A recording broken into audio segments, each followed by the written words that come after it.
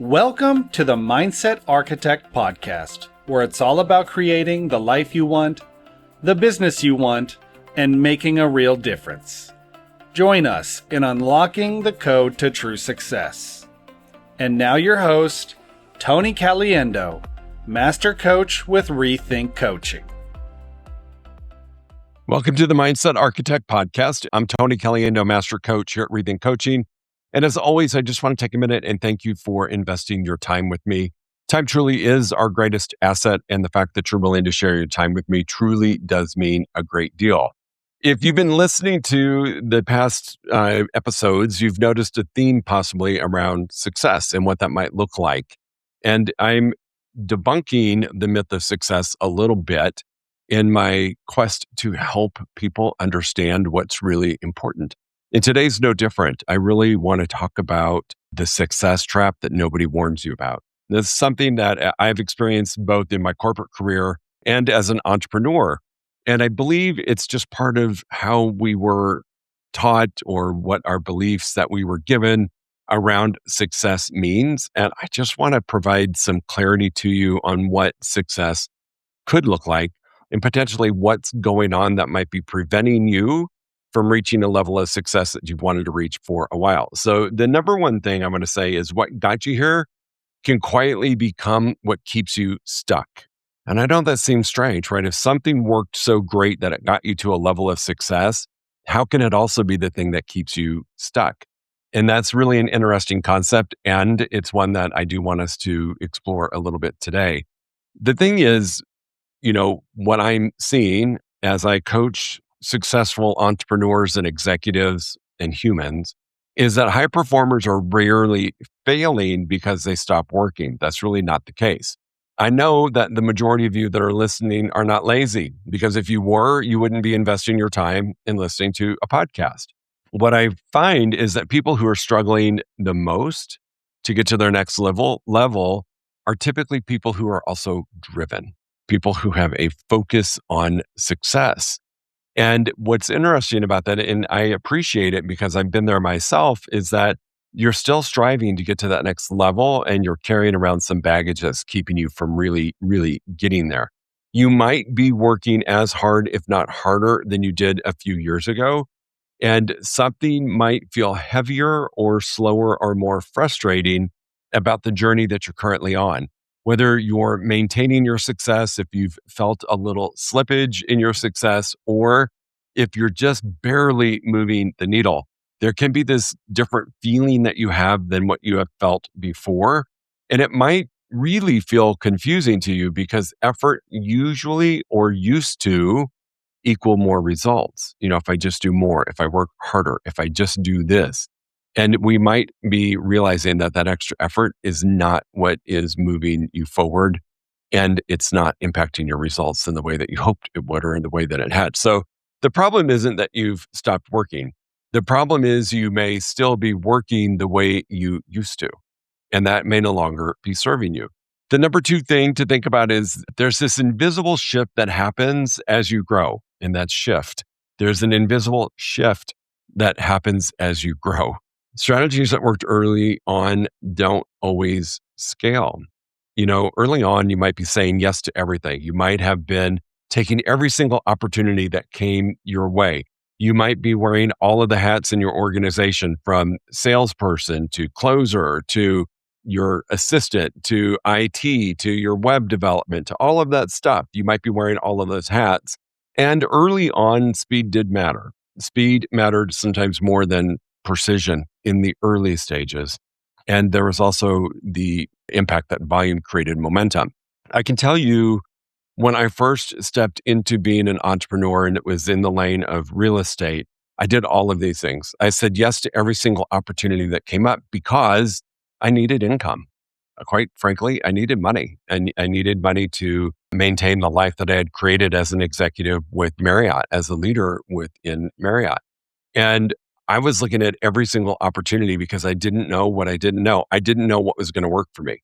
In fact, I didn't know really what all the options were to explore. So every single opportunity that came up, I took. Back in the day, we had this thing called floor time, where you waited for somebody to walk in. This was before the internet was really as robust as it is now for searching for homes. You also were playing receptionist, answering the phones.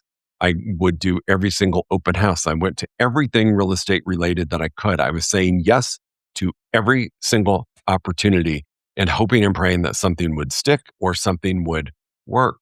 And it's not a bad thing in the beginning, yet it's really not a strategy that's going to move you forward and allow it to be sustainable. What you realize as you move forward in your next level of success or this open reality moment is that saying yes creates noise. I've said this before. You say yes to something you're typically saying no to or diluting something else. Too many opportunities can dilute your energy. If you're popping around doing a bunch of stuff in hopes that something sticks and you continue that as a strategy, you might not be spending enough time doing one thing to move you forward to get the result that you're after. That would happen if your energies weren't depleted by doing so many different things. Wearing every hat really does slow the decision making. It's hard to act as an executive when you're acting as an executive assistant. It's hard to act as an executive when you're working on your website. It takes a different level of thinking and concentration. Volume and speed can also become chaos. When you're working quickly, you're more apt to make mistakes. And the further you move down or move up in your career, the more critical things are that you do it correct and do it correct the first time. So the game changed, but maybe your operating system hasn't. I see this happen when I start coaching clients who've been in their position or doing what they're doing for a few years and they stall out. And those are their words. I'm stuck or I've stalled out. And what's fascinating about that is you really reflect back on the systems that they're using and they're outdated. They're not in alignment with maybe their new goals or their new activities or their new approach to success. So we really have to look at those things to make sure that we are moving forward. Early success is built on expansion. Sustained success is built on elimination. And the elimination part is really, really important, that on this journey, we start paying attention to what's the right more and what's the wrong more and start eliminating or subtracting, which goes against really what we've been taught on what it takes to be successful or to grow in your role as a leader or role as an entrepreneur or just role as a human being in life. Number 3 thing is there is a psychological side to this. Your identity will get involved and get a little bruised. Your ego might get a little bruised in this process when we talk about the truth. We get emotionally attached to the behaviors that made us successful. We experience some level of success and that creates an identity for you that you're in the game, that you're somebody who has succeeded or made it to this level. And it's natural that we would get emotionally attached to those behaviors. Your identity gets tied to being maybe the hardest worker, the fastest responder, the one who always shows up. Think about that. If you're in a group text or a group email, I always think it's interesting to see who the first person is to respond. And it's not always the most important to be the first person to respond. It's really important to be the one who responds with critical data or support and helping reply to that email or make it impactful what you're saying. When you let go of those behaviors as, well, I've got to be the hardest worker, I've got to be the quickest, right? People are dependent on me and I got to show up even if I'm sick or even if I wanted to take a vacation. When you start to let go of those behaviors, you also might feel like you're losing a bit of your identity. The brain, we've talked about this before, the brain identifies that change as risk. It's like, what are you doing? You're giving up what you know has worked, even though you're exhausted and you're not moving forward. It's a comfortable behavior. Even sometimes a position change can trigger uncertainty. So if you've been recently promoted or if you've grown your team and added different layers of leverage, this could be causing your identity to get rocked. I know what I will see sometimes is when somebody gets promoted or they grow their business to the point that they need to bring on leverage, they sometimes go through this imposter syndrome moment where they feel like they're an imposter and who are they to need to do this. So the psychological side of things is really, really important because our identity gets involved. And I've shared this with you before, and I love my mom and dad for teaching me this. They taught me really good work ethic. And I've shared before, my dad was a partner in a small chain of drugstores. My mom, a retired nurse, and they both worked in the family business to help it grow. And part of the identity with that was you were very serious when you went to work. It was not fun and games. It was about, doing your job and doing it to the best that you could at all cost. And that might have been saying no to family time, saying no to vacations, saying no to spending money on yourself and reinvesting it in your company when the company was doing fine. That was part of the identity that I brought with me as I moved into my corporate career. And then it resurfaced again as I went into my entrepreneurial phase because it was the model that I was taught. And that was my identity. And going against it felt really, really awkward. I can remember seeing people in my industry that made things look so effortless and were, in my opinion, I'm like, gosh, if they just worked harder, how much more success could they have? And the reality was they had mastered what was important to their business. And they didn't tie their identity to being the hardest worker, to being the fastest responder, to being the one that always showed up. They responded when they needed to. They worked hard when it was necessary, and they showed up as required, not just for the sake of showing up. So there's a couple things, right? Your brain prefers familiar stress over unfamiliar growth. It's going to want you to stay in your lane that it's comfortable with you being in. Familiar equals safety, even if it's inefficient. And that's a big one. So sometimes we don't hold on to old strategies because they still work. We hold on to them because they still feel like us. It's comfortable.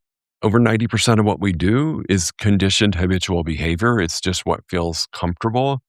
And it's not always the best conditioned behavior. So in this case, we're holding on to these old habits and behaviors because they feel like our old self and it feels good. Number 4 thing I want you to think about is the actual trap, right? I talked about the success trap. Success creates attachment that becomes ceilings. I want you to think about this. If we hold on to old behaviors, we hold on to old patterns, we may be experiencing where we're hitting this constant ceiling of success, having the same year over and over and over and not being able to break through a goal ceiling. I've experienced that myself, and there is nothing more absolutely frustrating than that. You set new goals, you set new strategies, you set a new mindset, and off you go. And only to find out at the end of the year that you had the same year you had the previous years. And that's because we created attachments to success, and those actually became the trap that kept us under a certain goal ceiling. Sometimes our attachment comes from our calendar needing to be full. I think about this. Sometimes I think about folks that I coach that share their calendar with me, and it makes my eyes cross because there is just so much stuff on the calendar. There is this overwhelming attachment to be needed. So we're filling every minute of every day with activities because it makes us feel good. We attach to doing instead of thinking. We attach to speed versus intention, and we attach to old definitions of productivity. One thing that I will witness that happens sometimes when we're looking at that trap is, that attachment of being needed. I'm not going to lie, it feels good, right? It feels really good when someone or somebody's need you. And we enjoy that feeling as human beings. And sometimes I've seen this happen where I always say they're playing the Superman role. They let things go sideways so that they can come in and save the day and feel needed. And it's unnecessary stress or chaos that they allow to happen because on an unconscious level, this need of being needed is really strong. And it can create that Superman effect. I'm going to come in and save the day and show how wonderful I am and make everybody feel really good. And we're going to get to move forward finally. When what you're doing actually is you've let it slide backwards and your forward momentum is just getting you back to where you were, not necessarily any further ahead. What starts to happen in these moments, right? So what's starting to happen in these moments when you actually get into the meat of the trap is you find yourself that you're busy, but not moving. That's a frustrating feeling. It's like you're on a treadmill trying to run a 5K. Well, you're never going to get to physically move. You're going to be on that treadmill running and running and running and never actually move forward. You're active, but you're not advancing. Again, that's kind of doing things and hitting that same goal ceiling year after year, month after month, week after week. and you're producing, yet you're not progressing. These are all things that can be symptoms or signs that you're in the trap, that you're in the success trap. Busyness becomes a comfort zone and activity becomes your proof of worth. I know so many folks, myself included, right? If I've had like an easy day, there's still times now, like this weekend, I had some downtime and I reached out to my sales and marketing company and I said, "Hey, I got some downtime. Can you send me some stuff?" And fortunately, they didn't. And I think they realized that we got enough planned. We've got a great timeline going. And I was uncomfortable with not being busy. And I had to coach myself and realize that that's a gift. That was such a gift to be able to spend some time yesterday. We go to this annual gala every year. It's the Cancer Society's gala and fundraiser. It's the Sweetheart Ball. And we go to it every single year. And what this not being busy allowed me to enjoy yesterday was a peaceful day. So I didn't show up to this event tired, that I was able to be fully present when I was there, participate at a really high level, and do what I was supposed to do rather than just checking a box that I went to the function. So that busyness is not always your friend, and it certainly is not always what you want to strive to be doing. You know, people aren't stuck because they don't know what to do. They're stuck because they won't release what used to work. And that's that busyness part that can cause a lot of challenges for you. What you'll learn as a high performer eventually, hopefully, is that the next level requires a different relationship with time and focus. People ask me all the time how, the clients that you coach that are making over 7 figures, multiple 7 figures, what do they do that's so different? And this is really the key to it, is that they have a different relationship with time and focus. They have fewer priorities, not more goals. They have longer focus cycles instead of constantly switching between activity, right? They've identified the right more activities, which allows them to have a more focused time in those activities and hopping from activity to activity. They have thinking time. My executives that I coach all have thinking time built into their schedule. For a lot of younger entrepreneurs or entrepreneurs stuck in that success trap, that's one of the most uncomfortable things to ask them to do because they view it as slowing down, when it's actually what high performers do that allows them to continue to move forward. My high performers have more white space on their calendar. They've got time for family. They've got time for themselves. They've got time to enjoy and relax because they're confident that the activities they're doing are the right activities and the only activities that they need to do to be progressing, not just feeling busier. And they are very intentional with their decision making. A lot of things go into that. They're very clear on their values through the lens of work. They're very clear on what their activities are and what the strategies are. And that allows them to have really solid decision making versus maybe I should try it and see what happens, or say no to the wrong thing. When you're focused on too many more, right, and wrong more, your decision making is really, really clouded, and it makes it more difficult to make the right or the best decision. And what they do is they have more repetition of the higher impact activities. They haven't diluted their time or energies by doing a bunch of stuff. They're doing the right things, which brings them actually the best results. So the best leaders don't always look busy. They don't look frantic. They don't look like that person that you envision maybe as what it looks like to be a successful leader. Kind of running around with your hair on fire, always busy, always, futzing around. That's not what it looks like when you reach a level of success. The best operators actually look calm because they know exactly what's working. The best performers protect their attention. They don't allow the wrong things to enter. We've talked about this a little bit about protecting your space and protecting your mind. This is what leaders do at a really high level is they protect their attention. They know exactly what they should be doing when they should be doing it, and they follow it, and they trust it, and they get the best results. So the highest performers I know don't do more things. They do fewer things with greater intention. That's the truth. I want you to take a minute today, whether it's right now and you put the pause button on this, or you do this after this podcast is done. And I want you to think about where you personally have opportunity about what we've talked about. Not guilt, just some self-awareness.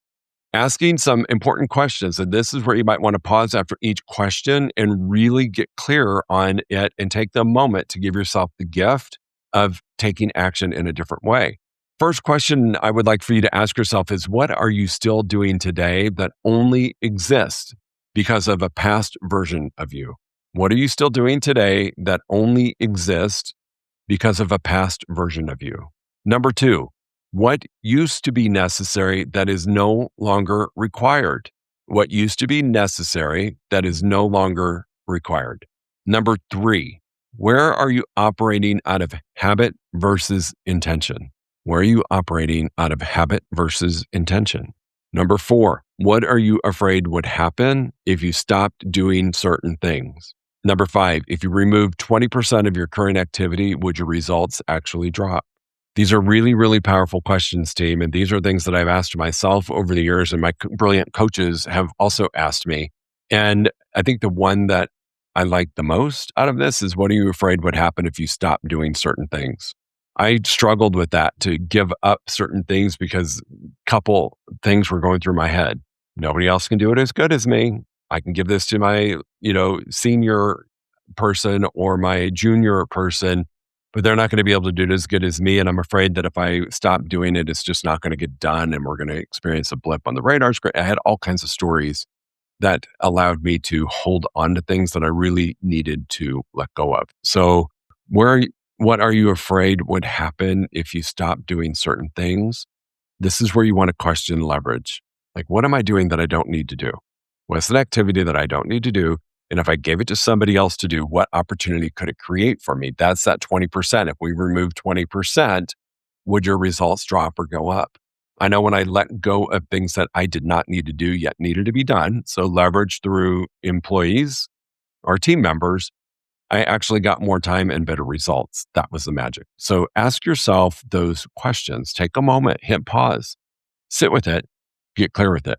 Don't answer quickly. This isn't about guilt or making you feel weird about what you've done. And this is not an identity question. This is an opportunity series of questions for you. I want you to think about this. Growth is often subtraction, not addition. That is so counterintuitive to what we've been taught. Growth is often subtraction, not addition. We have been conditioned to believe that growth means adding and doing more. That's the only way to success, is how many of us were raised in the business world. Real growth really looks like refinement. That's really important to think about. We're constantly refining and changing. It's the courage to retire old strengths. What used to be really powerful may not be. It's choosing precision over volume, and it's trusting that focus creates momentum. That's really what creates momentum. Diluted focus actually dilutes momentum and causes chaos. But when we have really clear focus, that's what can create momentum. So just know that growth isn't always about learning something or doing something different. It's really about letting go of things that are no longer working the way they used to, and or finding leverage and creating the space for you to have great success. So the next version of your success is out there. It's waiting for you. And in order to get to it, you've got to address some of the things that we talked about today. I do believe that you can do whatever you want to do, and that your success level can be whatever you want it to be. You just can't carry old behaviors with you that really are not working in your favor any longer. You just do them out of habit. I think that's the one thing that we've all been victim of doing, is I'm doing it because I've always done it. One of my old mentors used to share a story about cooking. I just want you to think about this. Popped in my head, so I'm going to share it. Cooking the holiday ham with her mom. She noticed her mom cut both ends off the ham and put it in the pan. And she asked her mom, she's like, is there a reason why you cut both ends off the ham? I mean, does it make the ham taste different? Does it cook differently? And her mom's like, I don't know. My mom always did it. So they asked the grandmother. And the grandmother said, I don't know. I just always did it because my mom did it. And what they realized was the reason they cut the ends off of the ham was because it didn't fit in the pan. And so that old behavior, that old habit was not serving them, because they had a pan large enough for the ham to fit into. And they no longer had to do that to experience success, right? Making a holiday ham. So I know that is a very simple story for you, but I think it's really powerful. Sometimes we're just doing things out of habit. So if you feel that you are stuck in this success trap, welcome to the club. It happens to the best of us, and I believe it happens to pretty much all of us. But you've got some great ways forward to change it. As always, team, I'm here to help you out any way that I can. Feel free to reach out to me at tony@rethinkcoaching.com, or you can find me on all of the social outlets, and you can always direct message me there. I'm happy to answer any question you might have about this or anything else. All right, I appreciate y'all being here. Go make it a great week. If you enjoyed listening to this podcast, you must come check out the Mindset Architect Group Coaching Program. It's our monthly program where we explore the power of your mindset, help you identify what you truly want in business and life, and then help you reach those goals. Come check us out at rethinkcoaching.com/group-program. That's rethinkcoaching.com/group-program. We'll see you there.